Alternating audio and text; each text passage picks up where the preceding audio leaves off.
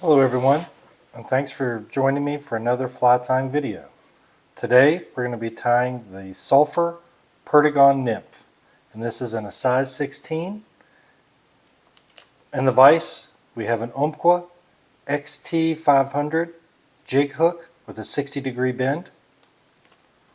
For our bead we are using a slotted tungsten bead, and we are over weighting this fly.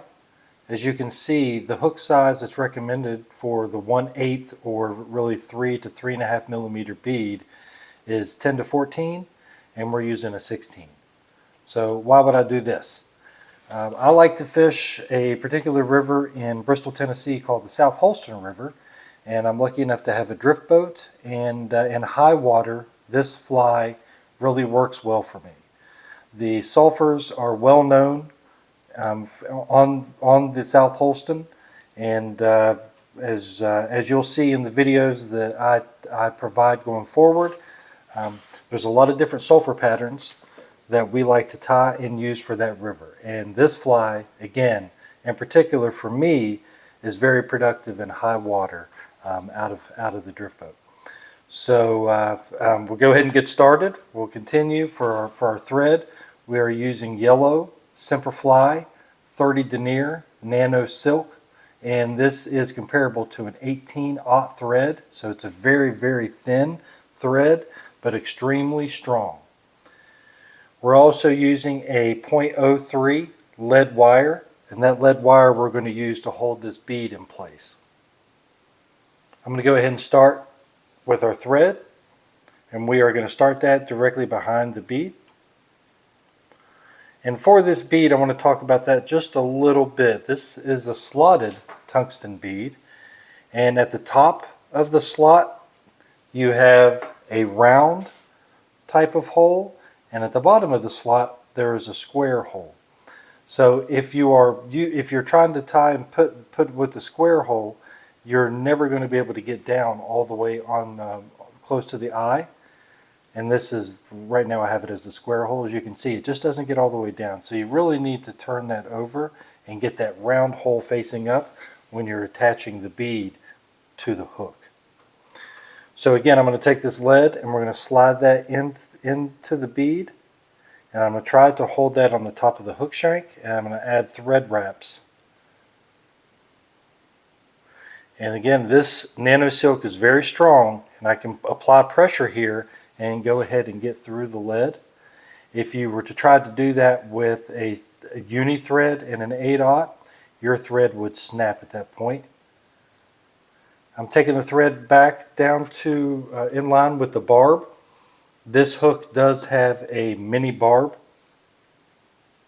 For our tailing fibers, I really like to use for a lot of my tails the wood duck.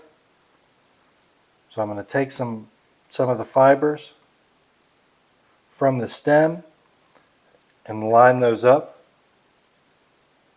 And the measurement for our length of our tail is roughly the size of the hook shank, maybe just slightly shorter.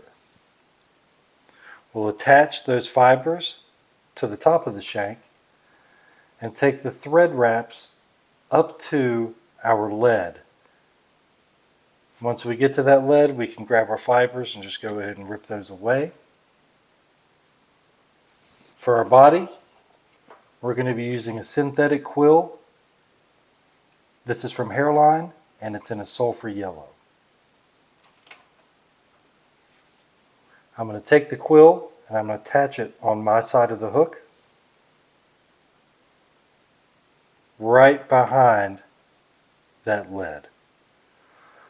We'll take thread wraps all the way down to our tie-in point of our tail.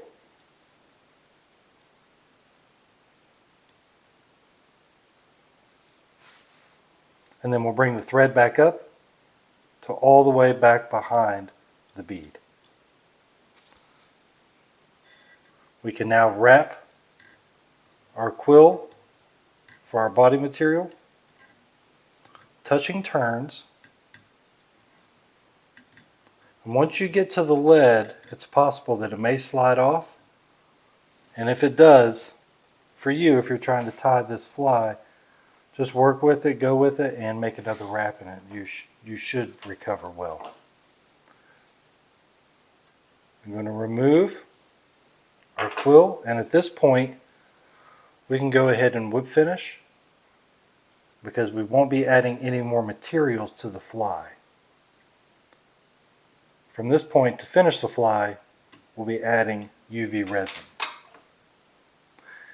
Now again, for this thread, you want to use a good pair of serrated scissors so that when you cut the thread, you don't have any fraying of that thread.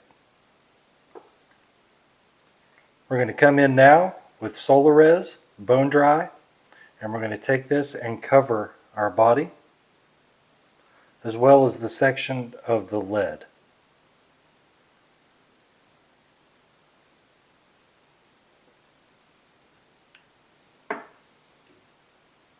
This bone dry is very thin resin, but it cures very well. Now we're going to take our torch,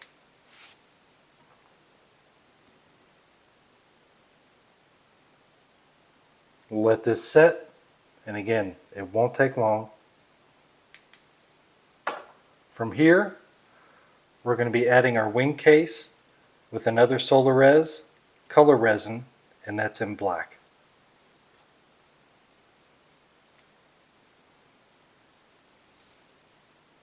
We'll add a small section for our wing case. I like to paint up the bead just a little bit, and then we can hit that with a torch.